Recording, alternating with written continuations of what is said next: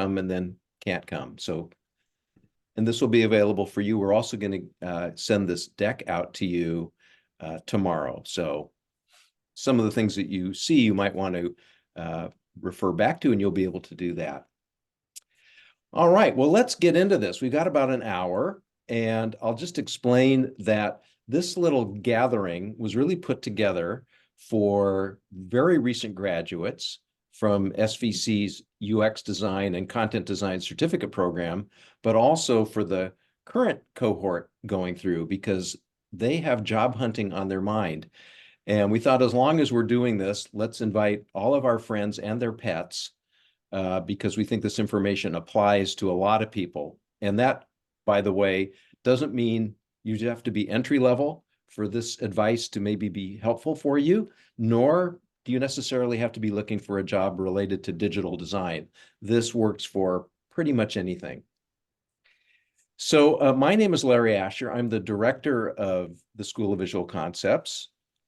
Over there, or perhaps over there, is Soleil Slauson. So why don't you say hello? Hello, I'm Soleil, and I'm mostly here tonight to help you with any tech issues that you might have.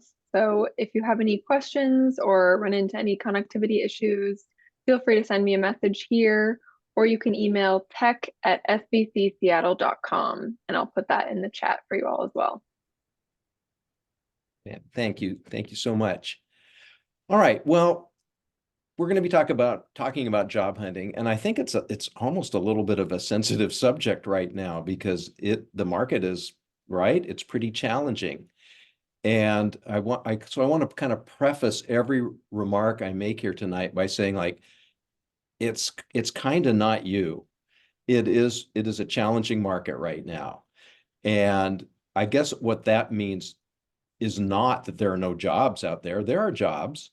It does mean, though, that the bar is higher. And we're going to have to really bring our A game. See how many metaphors I can work into the sentence. The bar is higher, and you need an A game in order to capture one of those jobs. But please believe in yourself, and believe me that jobs are there to be had. In fact, we heard last week that a recent graduate from our UX program got a full-on UX design job, so at a real place. So they are there, and they just maybe are a little harder to dig out than they once were. But that's what we kind of want to talk about tonight, is like finding these needles in the haystack. All right, that's enough metaphors. So in the title, Beyond the Job Postings, there's an assumption in that, which is like, well, what's wrong with the job postings? And indeed, even right now, and this is from yesterday, you go look at job postings in UX design, there's 9,000 jobs. Is that good? Well, actually, it's about half the number that it was really at the peak of land grab UX talent craziness of maybe about a year or 18 months ago. But that's still a good number. 9,000, that's a lot of jobs, granted, across all experience levels. We also teach content design at SVC, so we keep our eye on that. And indeed, there's a goodly number of content design jobs on the market right now. So you might say, I don't get it. If that's plenty of jobs, so what could possibly be the problem? Well, the problem is, I think, about threefold. And love to hear through your nodding or your thumbs up or your chat remarks if this sounds on base to you or not. So one thing that's a problem with job postings is this, which is you're limited to what's posted. And maybe the perfect fit is there. And fit, of course, goes both ways. Do you want to work at that place? And do you have the skills and demeanor that makes them want you? So the best analogy, and I am fond of analogies, would be like we go to Nordstrom and we see what they've got. And it's like, if you want magenta floral pattern, lucky you, because we've got a ton of it. We also have a little gray stuff down there over on the side. But if this was what you were shopping from, then you better like magenta. And sometimes this is the case with job postings, that the stuff that just happens to be on the rack isn't exactly what you were looking for. But if all you do is shop job postings, then unfortunately, you're going to be wearing magenta before you know it. The other problem is there's a lot of competition out there because these job postings are public.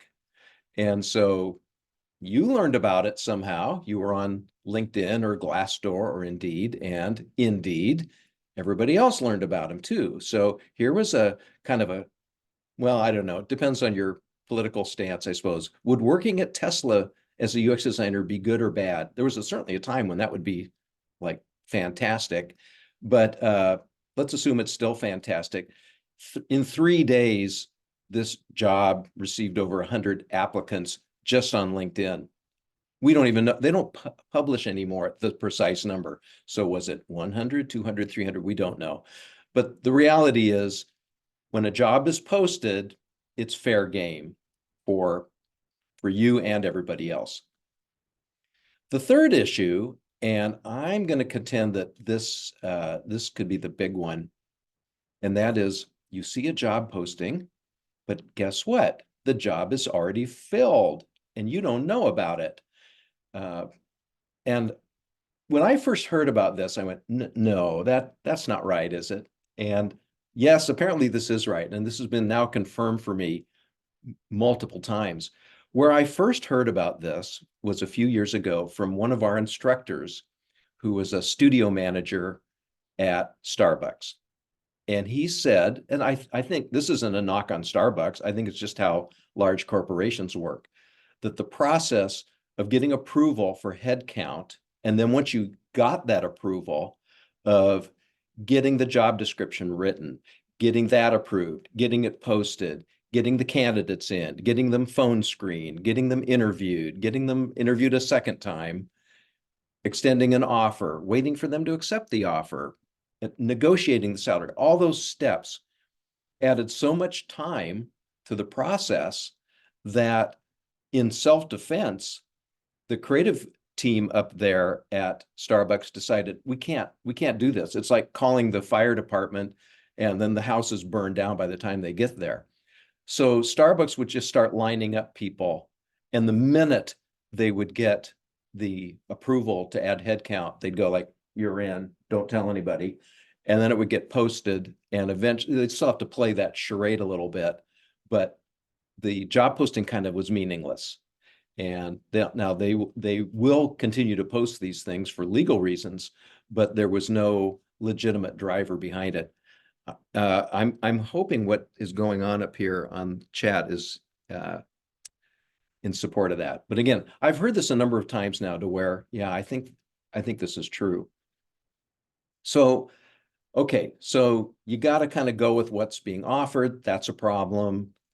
You got competition from all the other people like you searching the job postings. That's a problem. And then maybe you have the situation where there really is no job there. I think, by the way, there's another version of there is no job there, which is the companies will post the job optimistically. And then by the time they finally get around to extending an offer, things have changed. And well, no, actually, we're not going to fill that after all. So the question then is begged, is like, well, do you just forget about them? And it's like, well, I don't think you can do that. But I'm going to venture, and I'm not going to ask you this, but I'm going to, come up with a number in your own head. What percent of your job hunting time do you spend cruising job postings and sending in applications? Is it 80% of the time? Is it 10% of the time?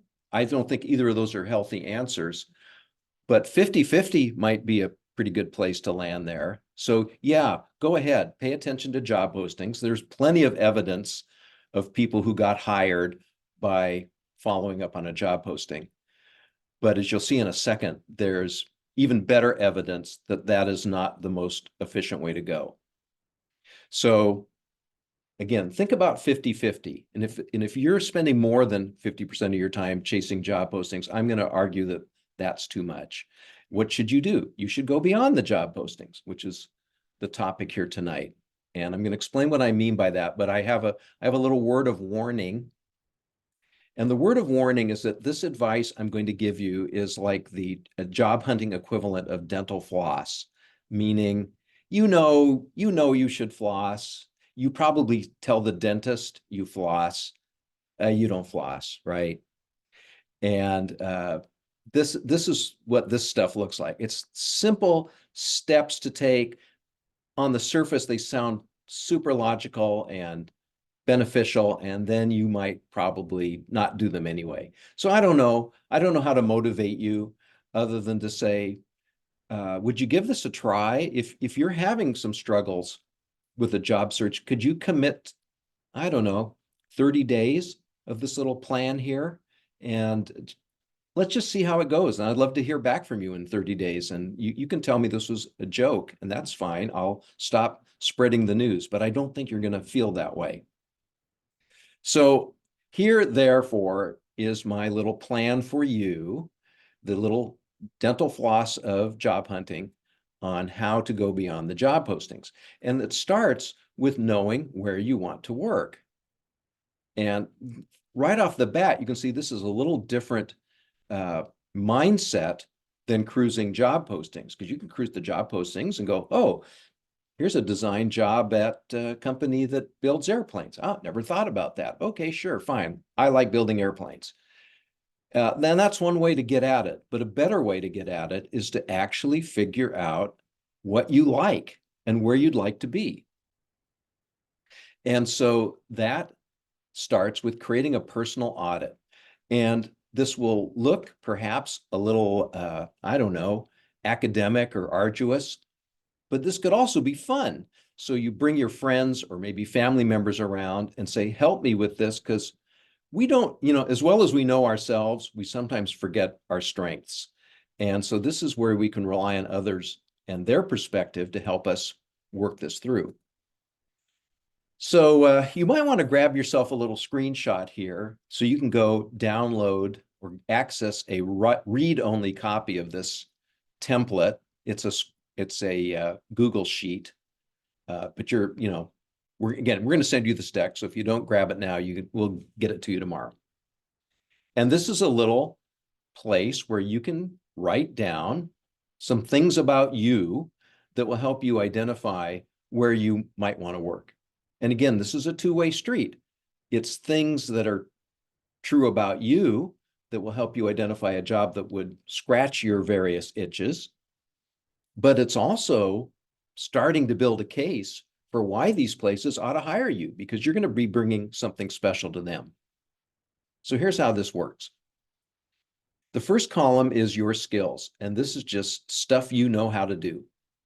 And this one I built here, this audit I built here, is for a mythical person, although not a fantasy by any means. I think there are a number of people I've met, a number of our students who would probably put something similar to this together. So they know Figma, they know UX design, or they know content design.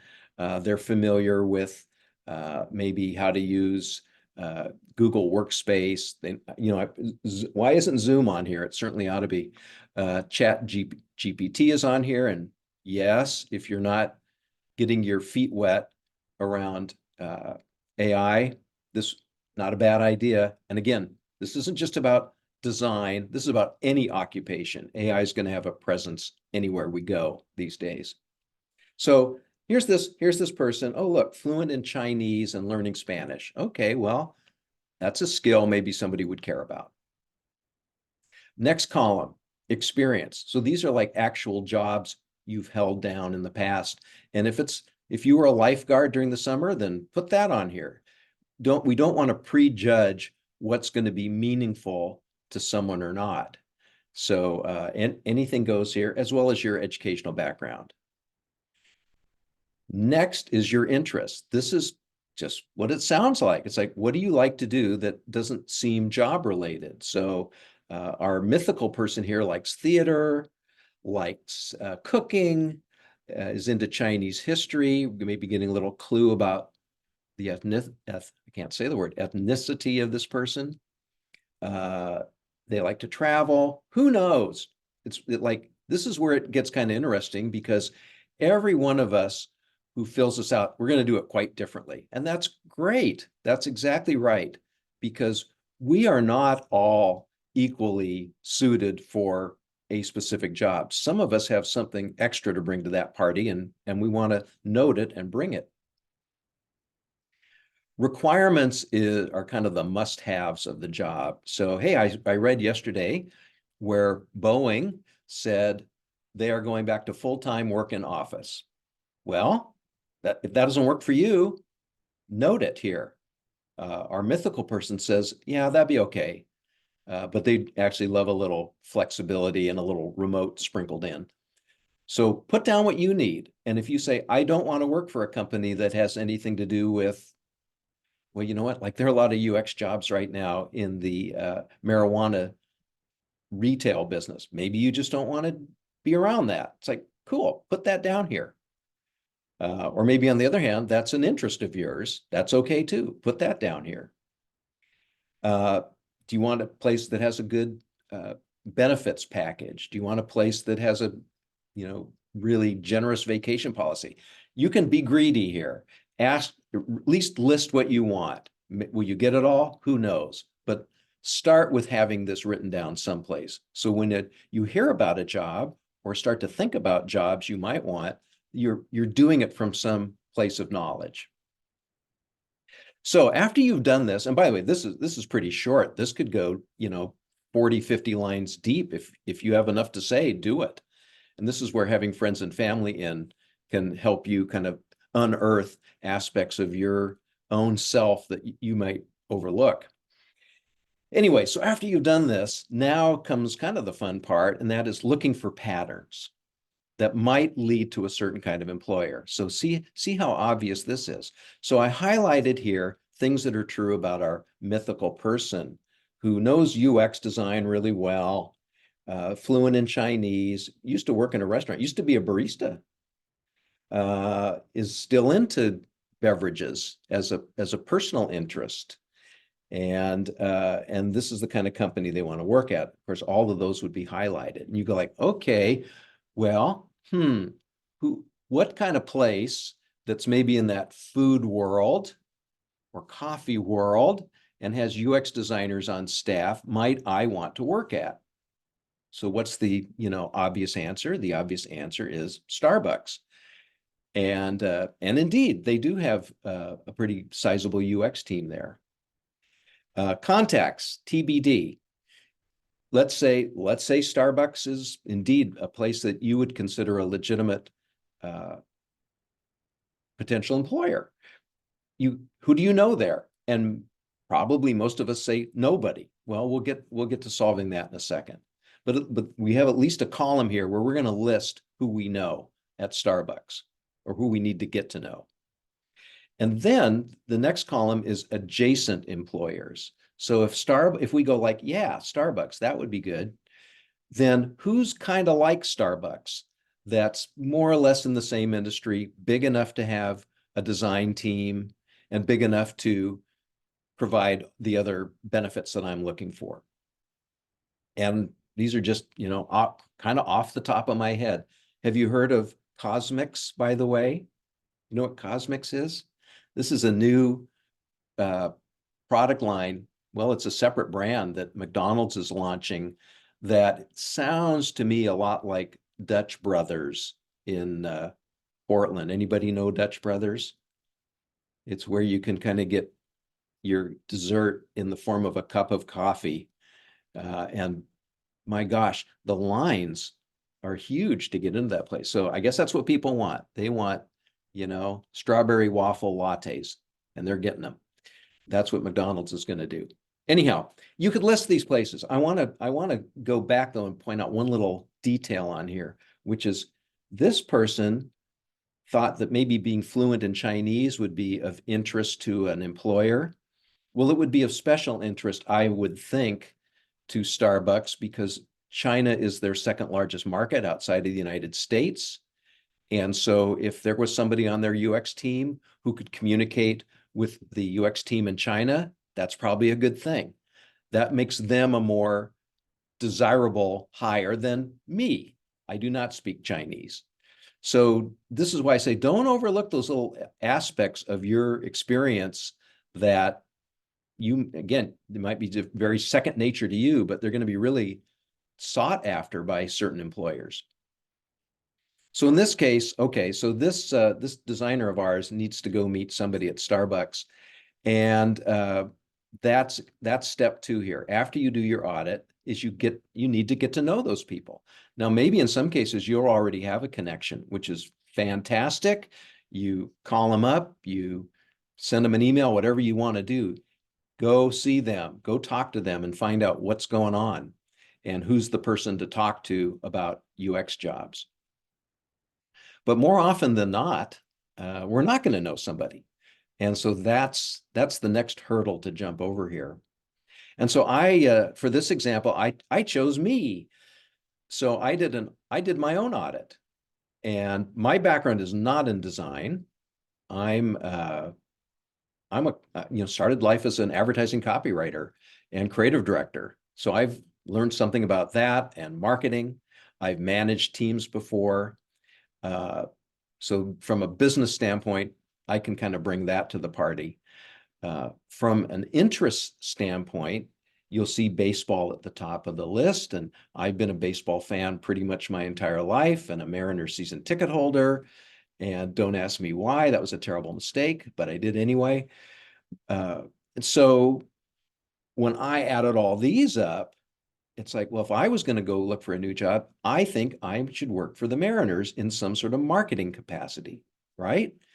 And then, I could be on the field introducing Foo Fighters or whoever's going to show up that night, Dave Grohl, to throw out the first pitch. I would like that.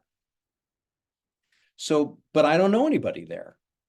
Just like you might not know someone at Starbucks or Boeing or Figma or, name your poison. So how you do this is you start by counting your blessings and you say, thank you, ones above, for letting me be born in the time of LinkedIn, because what an incredible tool that you can use to really grease the skids of this job hunt. So I go on to LinkedIn and I'm searching the term marketing manager. You see that in the search box. And you'll also see in that dark green bubble, I've limited the search to marketing managers, people that have the word marketing manager and people that have Seattle Mariners somewhere on their LinkedIn profile. And LinkedIn returned this list of people. And you'll notice if you look right next to their name, right, it all says second, right? Do you see that? I'm looking for some nodding. I see a little nodding. Okay. Well, what that means is I don't know them. It means I know someone who knows them. They're a two-hop jump for me. So I need to ask somebody who they are. But first I have to figure out, well, who do I want to talk to here? So senior events marketing manager at Expedia Group. Wait a minute. I thought you were looking for a job at the Mariners. I didn't specify if they had to be currently employed by the Mariners. Why is that? I think it's sometimes more valuable to talk to former employees because they'll tell you a more truthful truth, number one. Number two is they have no axe to grind. So they're possibly more willing to give you information and help to help you get in. So current employees, former employees, they both have equal value here. Anyway, I'm looking at this and I went in, by the way, and I looked at each of these people and tried to get their background. But the one that seemed closest was this guy, Jeff Richards, who I don't know, but I looked him up and he is now the vice president of marketing for the Seahawks. And if you look at his resume, it's pretty impressive. He's been at the Seahawks for quite a few years. And if we go way down there, he was the marketing manager at the Mariners quite a few years ago now. But I think he's still active in sports marketing. This would be a guy who'd be really valuable to know. He's not only going to know who are the right people to talk to, but he's going to tell me, hopefully truthfully, like, Larry, you're a nice guy, but you do not have the qualifications to do this. So I'd like to meet him. How do you do that? Well, the beauty of LinkedIn is it tells you right up there at the top who you know, who knows him. Again, he's second degree to me. I don't know him. And so it lists all these 25 people. And I say, yep, let's go see who they are. So I click on that and it lists these people. And I decided that Nate and Chris Copacino would, I know them well. They both guest taught here at SVC. So I know who they are. They'd be good people to talk to. Both of them worked for the Mariners advertising agency for years. So it would make sense that Jeff Richards would be acquainted with them. And so I'm going to pick Chris, I think, and because I know him better than Nate. And what I would do is send him an email and say essentially, hey, Chris, I know this sounds weird. I'm thinking of changing careers. I want to get into sports marketing. I know you know a lot about this. I'd love to talk to you about it, but I'd also like to talk to Jeff Richards. I know I have a hunch you know him well. Would you be willing to do just a little email intro? And here's what you can tell Jeff. Tell him that your friend Larry would like to learn more about sports marketing, but not say, by the way, oh, Larry's looking for a job with Mariners. Let's keep job hunting out of it for now. Just he'd like to learn more.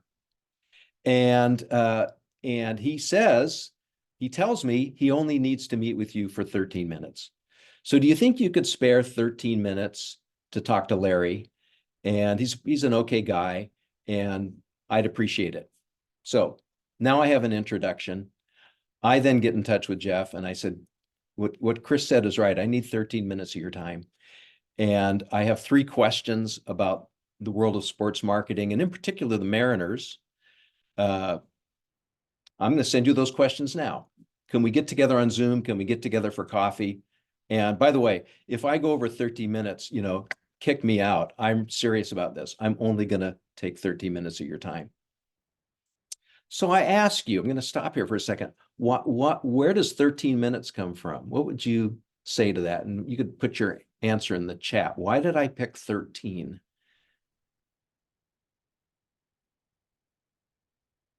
Or you can come off a mute and just tell us. It makes you memorable. Yes, thank you. Not too long. Folks are busy. Yes, less than 15. Exactly. Who doesn't have 13 minutes to spare? You all got it. Exactly right. No one can say no to this. And if you just ask in general, hi, can I come in for an informational interview? People are going to go, because that sounds like at least a half an hour and maybe more like 45 minutes. And it sounds like you're going to hit me up for a job, which I don't want to get into that. That's all awkward. Let's not go there. So you're saying at the outset, I'm not going to ask you for a job. I only need 30 minutes. Here are the 3 questions. That is impossible to say no to. And once you get in and have your 13 minutes and ask your 3 questions, then you want to be sure to end that meeting by asking for 3 more contacts. So Jeff, thank you. Wow, this has been super informative. Can I link in with you, Jeff? I can? Okay, great, thanks. Who else? Who else should I be talking to? And this is where the little gems are going to appear. And you're going to hear things like, well, boy, I think you're wasting your time to pursue the Mariners. They've got other fish that they're frying there. Hey, but I did hear that the Tacoma AAA team is actually looking for a marketing person right now. Now, I'm making this up, but this is exactly the kind of stuff that floats in when you can start to meet people within your industry of choice. So again, here's the rule. You go on LinkedIn. Well, first, you do your personal audit. You identify the kind of places that you'd like to be, and you have a hunch they'd like you.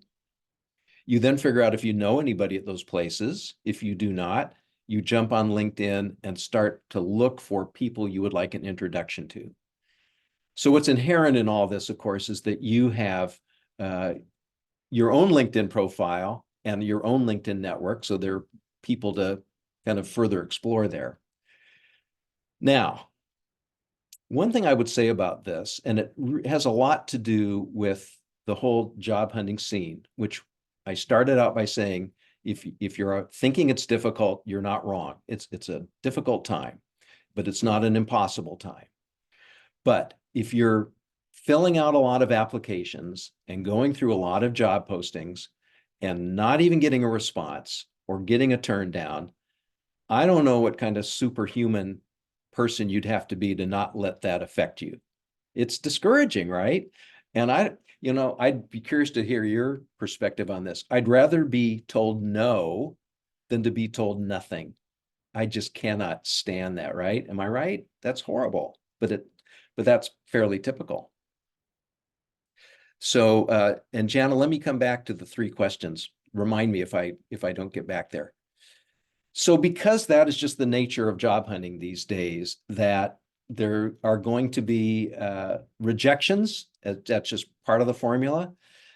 Doing these 13-minute meetings are good for your self-esteem, because if I've been getting no, no, no from my cruising of the job postings and my sending in of applications, I need a little yes, yes, yes to counteract that. And so by calling people, asking for those introductions. Can I have an introduction to this person over here at REI? Sure, yes. Hey, REI, new friend at REI, would you be willing to meet with me for 13 minutes? Sure, no problem. Another yes. Hey, REI person, are there others here within REI you could introduce me to? Yes, I'd be happy to do that. Yes, yes, yes, yes. And they kind of hold back the dam a little bit of this, deluge of negativity that sometimes comes with job hunting. And when you get negativity, you give up on it. We can't give up. We cannot give up. So this is another reason I'm asking you to consider trying these 13-minute meetings out just to get some yes in your life as associated with your job hunt. So there you are. I think that's really important. All right. So we've got some meetings going on now, and we've starting to build our list and adding more people to our LinkedIn audience, our LinkedIn network. But there's a piece of the LinkedIn network, and I swear to you, I didn't even know about this till about 3 years ago, where you can follow people. And you don't have to know them. They don't even have to know you're following them. And the way that this works is, see, now here's somebody. I do not know Mariana Wickman. I probably should, because I should probably try to recruit her to teach, but I don't know her. So I don't want to connect with her because I would need that introduction first. But while I'm waiting for that introduction, you can go down here to more and follow. Oh, great, followed. Now, when she posts something to LinkedIn, I'm going to see it. Otherwise, you're only going to see stuff if you follow somebody or you're connected with them.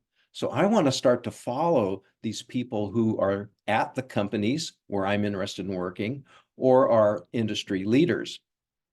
So an example here, if you followed Drury Ben Menachem, or if you were a first degree to him, as I am, but again, you don't have to be, you can just follow him, you would have seen this post that he put out. And he's the head of user experience design for Zonar Systems. And notice that he was looking for an entry-level UX designer and an entry-level UX designer researcher. And I saw this because I'm connected to him, and I happened to tell our students about it. I think both of those positions were filled by SVC program graduates. So good thing, right? I was following him and paying attention. And same for you. So you figure out, again, what are the companies that are important to you? Who are the people that are important to you? And even if you don't know them, you can still get on their posting train, and you want to do that. So the question, I suppose, skeptics that we all are, is, does this work, right? Really, does this work? So I asked one of our students, because she found that this exact experience worked really well for her, to kind of share her experience with you. So here is Carly Soroki from the front seat of her SUV. Hello there, SBC UX friends. My name is Carly Soroki, and my story.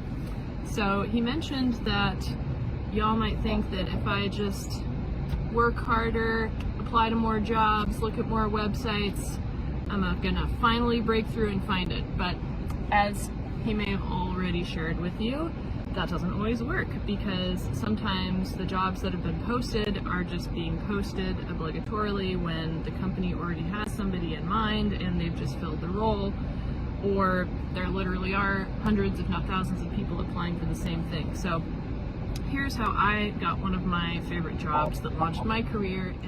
So I started out, graduated in design from PLU down in Tacoma, and I had that in mind. I want to get an awesome job. I'm going to apply everywhere. And I used to have a spreadsheet that I printed that would fold out, and say you're holding a piece of paper, and I would drop it for dramatic effect, and it would go burp, burp, burp, burp, accordion style. And that was the amount of time I spent trying to get my dream job. I would log every day. Did you check these websites? Did you apply for this? What's the status? Did you have coffee with somebody? And I believe it was like over 12 weeks straight of doing this, trying to get a job. And I was bashing my head against the wall, like, why isn't this working? And it was honestly when I kind of stopped trying in that forceful way that it worked. I started networking a lot. I started attending SVC, and I would take evening classes after I graduated, more classes. I attended the Into the Woods conference that AIGA puts on. And my teacher, Jeff Barlow, was there, and I had taken a typography class from him at SVC. And by the end of the conference, he said to me, "Can I interview you at Starbucks?" And by the way, I'd shown him my portfolio like maybe even a year ago, and he said, "This is okay, but it needs work." And so he actually bookmarked it and kept looking at it and saw that I was making improvements and learning. So he wasn't just like, "Oh, this chick is weird at this conference," but he'd been watching me. So that was super exciting. I got my dream job. And so the moral of the story, in my experience, is forget about like whip cracking yourself with those job applications. Be passionate about what you do. Go out and be in the real world sharing your passion. Have a vision of what you want, and good things will come to you. Thanks so much, Larry, SVC, and all of you. Bye. Now you can say, well, that's just one person and you cherry picked a good example. And I did, that's true. But I have some more data points that suggest that maybe what I'm talking about makes some sense. This is not an SVC student. I don't even know this person, but, and you'll get her name here in just a second. She charted her experience job hunting. And I will do my best to explain this graphic to you. So that turquoise section, those were the 90 applications she filled out online from job postings. And I don't know how the 90 turns into 115. Oh, I get it. That's all of those. 90 plus 12 plus 10, which is not 115, but close. So most of the applications she submitted came from looking at job postings. A smaller chunk, 12, came from referrals like we're talking about here tonight. And 10 came from a recruiter who reached out to her, or recruiters, I should say. Notice that she ended up with 22 interviews. But most of the interviews, the vast majority, and I'll give you the exact number here in just a second, came from either recruiters finding her or people referring her in. And, did she do 13-minute coffee chats? I don't know what she did, but they were that level of relationship. So then what happens? Well, of the 115 applications, 41, she got a no. 67 ghosted. And I imagine, you tell me, is that, kind of square up with your experience? But of the ones where she actually got a phone interview, 8 of the 22, That's about a third, turned into a second interview. And she got rejected at that point by a number of them. In a couple of cases, either she withdrew her interest or the job got withdrawn, as happens. But look, one snuck through and turned into a job offer. And so you can kind of do the math yourself. It's about 1%. You get to go out and kiss 100 frogs to find your one prince. Or maybe you should only kiss 22 frogs and have a 1 in 5 chance of getting that job versus a 1 in 100 chance. So let me show you what her specific math worked out to be. She said she had an 8% success rate in getting interviews when she just filled out an online application versus a 63% response rate, or at least opportunity to go in an interview when it came through a referral. It's pretty compelling, right?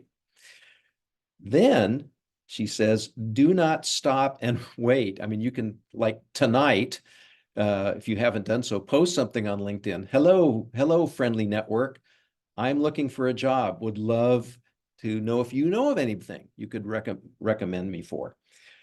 She notes what it says here. She landed 5.5 times more interviews and applied to 71% fewer jobs after she just put that ask out there. So I don't know. When I first saw this, I just thought, aha, this sort of confirmed all my suspicions, which is the best opportunity for employment is going to come not through answering a job posting, but through kind of getting out the crowbar and actually meeting a human being or two that works at the place where you want to be or worked at the place you want to be. So you have a human being guiding you into that potential open position. So probably pretty obvious by now, but that is my big plea to you, which is, again, 50%, great. Spend 50% of your time cruising through those job postings, but start spending more time, spend the other 50 or more % of your time developing your own wish list and working it and meeting people and meeting more people after you meet them, and really start to get out there, not only for the benefit of getting those yeses, but the bigger benefit, which is you're going to bump into a job that way much quicker than just looking at the job postings with everyone else. I have a fourth piece of this suggestion. Now, when I said at the beginning, this advice works for anybody. If you're looking for an accounting job, this does not apply to you. Well, maybe it does, just not directly. But if you're looking for any kind of a creative position or design job, this really applies to you. You think about the situation that we put ourselves into, whether we're just answering a job posting and sending in our application, or if you work the network and get your own personal referral. Either way, at some point, you're going to run into a hiring manager, you're going to run into a recruiter, and they're going to be the gatekeepers to employment. And you have to think for a second, like, well, what's their day like? How many people are they talking to today? If they're looking at portfolios, and for design positions, portfolios pretty much the standard way you get in the door. What do we look like to them? And again, this has been borne out by conversations I've had with recruiters and hiring managers, and they say, well, this is what you look like. You don't hardly look like anything. You look like one of 100 portfolios I need to get through today. And how do you stand apart when that's what your competitive set looks like? And the answer is, well, it's not easy, but you can do it. Unfortunately, I think far too many of us play into this. We instead of making ourselves stand out, we make ourselves blend in. I went online and picked up a bunch of URLs to UX designer portfolios. These are not students. These are just people out there in the world. And I just wondered, gee, is there a pattern? You tell me, is there a pattern? hi, I'm somebody, and hi there, I'm May Gall, and hi, I'm Daniel, and hello, I'm Andrew, and hi, my name is Amy Wu. And let's see, I'm Freddie. Hi, I'm Freddie. I'm Christy. I'm Adriana. I'm Kayla. I'm somebody. I'm somebody. I'm somebody. I'm somebody. And if you have a high I'm portfolio, I hope that this is a little bit of a wake-up call to you, because what you're saying with a portfolio like this, and I'm not trying to be mean about it, but you're saying like, hi, I'm Larry and I don't have any new ideas. I just copy everybody else out there. And I don't think most employers are looking for that. They're looking for originality and creativity and innovative thinking. And so why, with our portfolio, our main calling card, would we want to send a different message that says, I don't have new ideas? So any of you thinking about a high I'm going to urge you to reconsider that. And this has gotten to the point where now it's starting to enter the land of parody. And so this guy made up kind of this, what do you call this, Mad Libs setup for what a portfolio might say, except it's kind of true. And I've seen this, and anytime you see that word passionate, watch out, because it's going to blend in. So don't do this. I'll show you a couple of examples. These are both students of SVC. One who did do this, who found her own course, and one who did not, and I sure wished he had. So this is Rebecca Hoke, and she was in a writing certificate program we had here. And she was really struggling with this. I mean, she was going to do a hi, I'm Rebecca if we didn't turn that around. And but she was just really flustered by it. It's like, I don't know. I mean, there's nothing special about me. And I'm just, this is an entry-level position I'm seeking. So I don't have anything to say. And I suggested, like, well, I bet you do, because we all do. And so I said, why don't just, tell me your story. Give me your life story. I bet there's something there. So this was sitting with her. This was the first time I had learned that in college and after, she had been a professional ballet dancer. And I went, wow, that's interesting. And I said, is there anything you can think of that would be similar or common between ballet, studying ballet, performing ballet, and writing, copywriting? No, she couldn't see anything there. And I said, well, wait a second. I mean, did they both take a lot of practice to get good at them? He said, well, that's true. When they're done well, does it seem pretty effortless? Well, that's definitely true. Well, maybe you can think of a few more things. I said, but I think that's a really powerful avenue to explore. So she did. And this is what her portfolio looks like. And I'm going to let you read what she wrote, because it's pretty fantastic.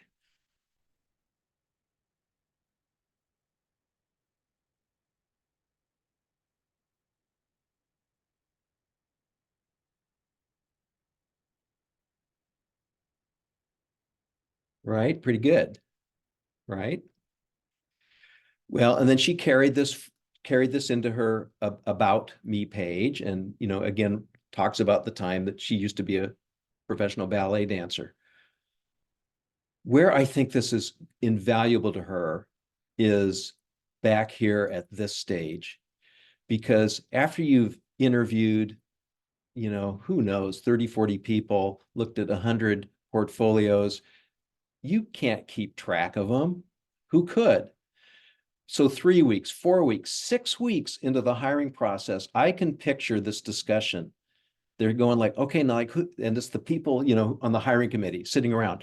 So who did we like? Who was really good? And they're going to say, well, there was that one woman, I can't think of her name, the ballet dancer. And that's all she needed, right? Is that visual memory to spur her audience, people who could hire her, into keeping her in mind. And maybe you've got something like that up your sleeve that you could also play. It doesn't have to be a past job. And here's an example of another one that, like I said, this guy didn't, I'm sorry he never executed this. I still think it was a pretty cool idea. So this is Ivan Silantyev, and he's a graphic designer, a visual designer. I think he was working at Amazon at the time he went to school here. And so we were looking at his portfolio, and here it was. And he decided to do this thing with the offset, the blur deal. And it's like, what's that? And he said, well, I feel like there's two dimensions to my design. There's me, the longtime graphic designer, and then there's me, the new digital designer. It's like, well, okay, I don't think that's much to hang your hat on, honestly. But let's keep talking. So I'm reading this little introductory copy. My love of design began when I collected bubblegum wrappers and made stencils for t-shirts as a kid growing up in Tashkent. And it's like, time out. What? Tell me more about this. Well, he grew up in Tashkent. I think that's Uzbekistan, during the time of the Soviet Union. And he said, we had no consumer products. It was like, everything was black and white. It was boring. But people from outside, from other nations, would come to Tashkent and they'd throw their litter on the ground. And their litter was a lot of gum wrappers and cigarette packages. And he said, they just kind of blew me away. They were colorful. The typography was weird and different. And so he started collecting them and putting them in scrapbooks. And I said, Ivan, I beg you. We went onto Amazon while we were sitting there, and it turns out you can buy Russian chewing gum on Amazon. I said, buy a case of this, make this the visual feature of your website.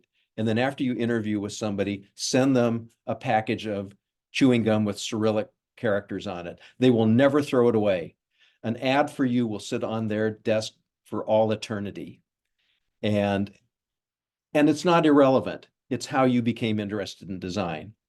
So maybe you've got a story like that up your sleeve, and you could certainly go forward with that. I have a couple quick bonus tips before we adjourn here, so I'll just zoom right through them.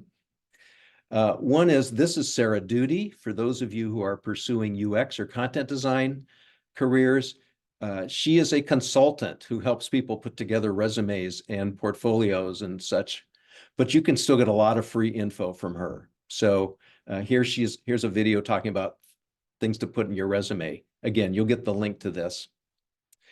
I thought this was kind of a cool idea that I saw. If you're looking for your next job in design, a simple tactic to make your case studies stand out: start at the end, share the outcome, show the results first, then tell the story of how you got there. This is also not a bad idea, given that people are in a giant hurry. So why not jump to the end of the story first? This is from an article on Medium. This guy looked at 30 job postings and did an analysis of the language. And these were the top 20 themes that showed up in these job postings. Might you then want to play back these themes in your cover letter, in your email, in your own portfolio, in your own LinkedIn profile? Now, this is a year old. AI isn't that weird? It's nowhere on this list. It would probably be on the list today. And last interesting free bonus tip is this. This is a book, Never Search Alone, by Phil Terry. His notion, I think it's right, is that job hunting can be kind of soul-sucking at times. And so don't do it alone. And he describes in this book how you can form little meetups of people in a similar boat. Maybe you're looking for different kinds of jobs, doesn't make a difference. But just so you can kind of check in with other people, get encouragement. He calls these a job search council, and you can join one for free off of this website. And it's like usually 4 to 6 people who just form a little job hunting support group. So I think that's a super idea. Well, we're at 7:30, which means if you got to go, you got to go. And if you don't got to go, I'm going to stick around here and answer your questions. We'll get back to Jana's question. And if you do need to leave at this point, here's my email address. If you have any specific questions to your situation, I'd love to take them. And just be great to talk to you more about it, because this is a subject I don't use the word passionate anymore, but I'm really interested in it, and would be very happy to start a little communication with you. So for those of you who can stick around, let's stick around. And if you need to go, then thank you very much for being here. Have a good night. Happy holidays. And now we'll look at the questions. So Jana asked, what 3 questions that you would ask during this 13-minute mini meeting? And the answer is, it depends on the prospect you're talking with and what their business is. The only thing I would say is you're using these 3 questions to demonstrate that you're a serious individual. So if we'll go back to my Seattle Mariners example, I wouldn't ask a question like, so what's the best way to market the Seattle Mariners? Or what's the impact of winning on marketing? I think those are pretty naive, and they don't show that I've really studied the topic of sports marketing. Now, gee, could I come up with something more, informed? Maybe it would be, what have you discovered is the long-term impact of doing giveaway promotions? Does that incremental audience tend to turn into a repeat fan? Okay, that shows I'm kind of slightly aware of what they do, and I'm asking for some very specific thing that my contact is going to know about. So Jana, the 3 questions are going to change every time, depending on who you're talking with and what their industry is. But the underlying point of them is, it's not, one of the questions is, are you hiring? This is not a job interview. It's not maybe it's an informational interview. You're just trying to get to know this person. And by the way, if they think you're smart and engaging, they're going to give you more than 13 minutes. They just will. But all we're doing is using that as an entree. I just need to know somebody inside so I can start to penetrate further inside to get to the hiring decision maker. Let's see here. Dan, what did you say? The key to the rejections and non-responses is to look for the signal in the noise, even by looking at my spreadsheet and seeing which months I'm getting rejections and which months I'm not getting rejections. That might help me get some insight into current staffing levels. That's an interesting thought. I guess there's not a question in there. The question about the 3 questions again.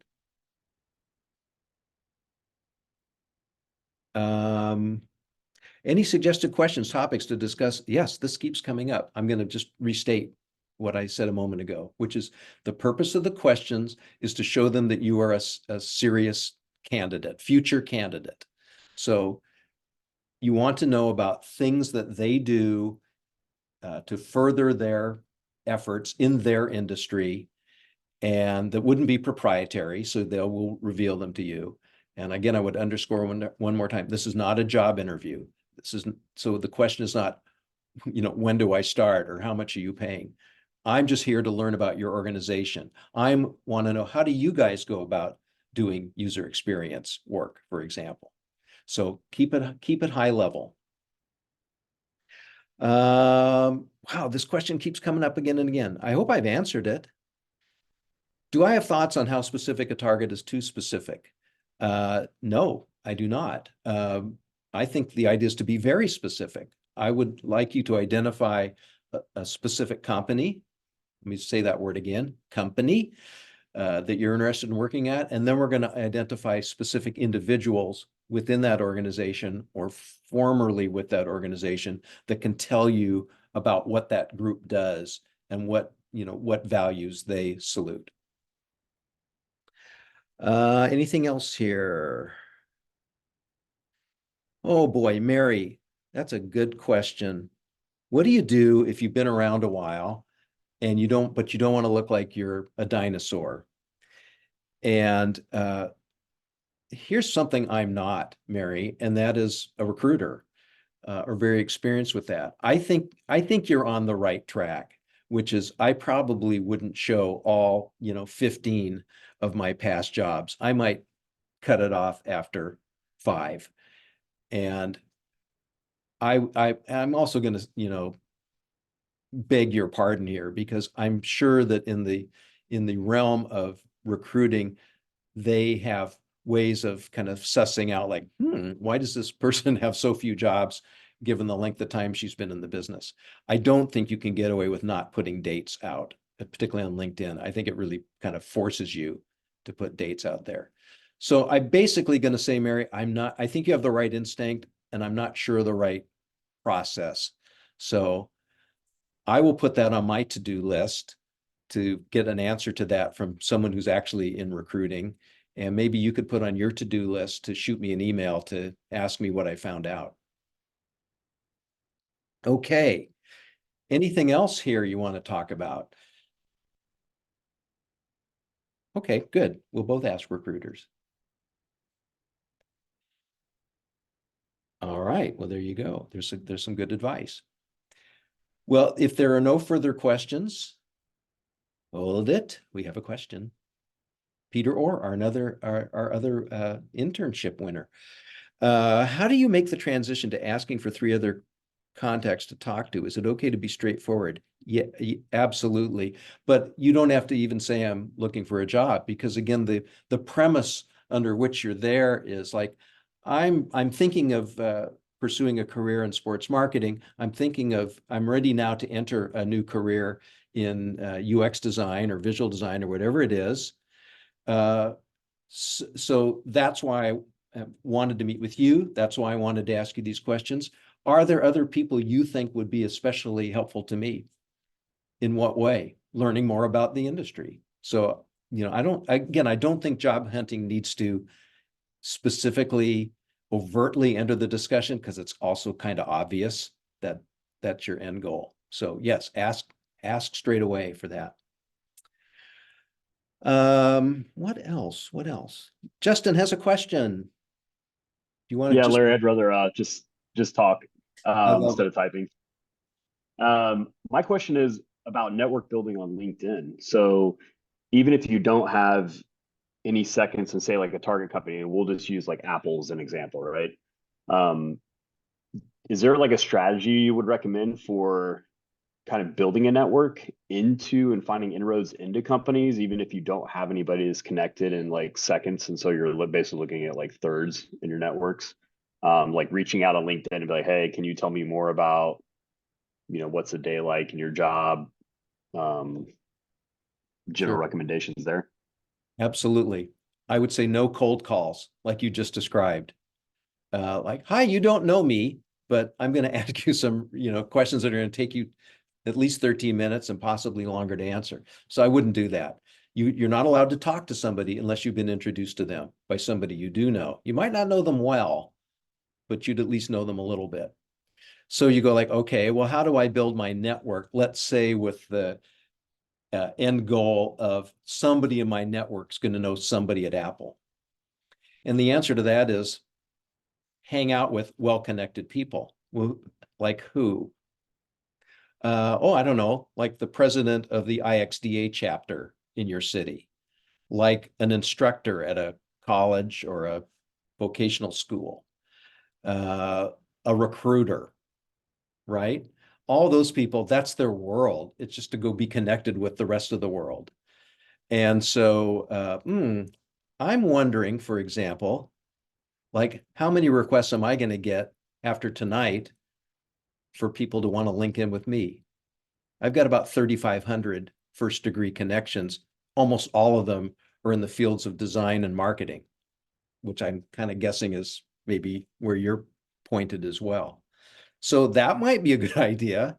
People like me, former colleagues that maybe were at a more senior level, that just have been around a while. I mean, that's one way I built my network by not dying too young.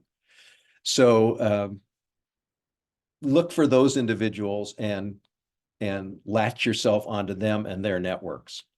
and then you're one hop away. And now I'm dying right now to go see if I'm connected to anybody at Apple. Maybe, but if not me, somebody around our world is for sure. Here's a follow-up. I've tried searching for people at Target Company, mostly found people who have accounts on LinkedIn, but aren't active. What are the workarounds for that? Well, what I just said. Yeah, don't go after people you don't know. You've got to build up the size of your network so just the math starts working in your favor. And I think the ratio is something like every one of your connections will have at least 150 other connections. So if you have 100 connections, first degree connections, do that math, you now have 15,000 second degree connections. Well, 15,000, weirdly enough, in the whole world of design or the whole world of marketing, is still a pretty small number. So if I were to give you all a target, I'd say try to get like 500 first degree connections in your network. I mean, don't do it tomorrow. It's going to take time to build it up, but that's part of the job hunting job as well. What do I think is a reasonable time to be searching? Yeah, good Lord, who knows? We've always advised graduates coming out of our program, like, to not get discouraged if they've been looking for 12 months. It's not out of the question. This job market right now is so, unpredictable. Maybe that's not enough. But I also think that 12-month figure is based on people doing what most people do, and that's browsing job postings. I believe the time frame is shortened if you kind of use this method we've talked about tonight, which is to work through personal referrals. And I kind of think you ought to be able to pull that off in something closer to 6 months, if not shorter than that. Okay, there. Last question. Any other questions? Okay, then I'm going to wait 1 second. Nope. Thank you. Thank you. Thank you for being here. I hope this was helpful. And honestly, this is so sincere. Would somebody please try this and write me back in about a month and tell me what you think? And if there's some elements of it that didn't quite work out as promised, I'd love to hear about that. I really would. Mostly though, I want you to tell me like, hey, I did that and I got a job. So that'd be awesome. All right. Have a good night, everybody. Happy holidays, and good night to all the dogs and cats as well. See you later. Good night. Thank you. Bet.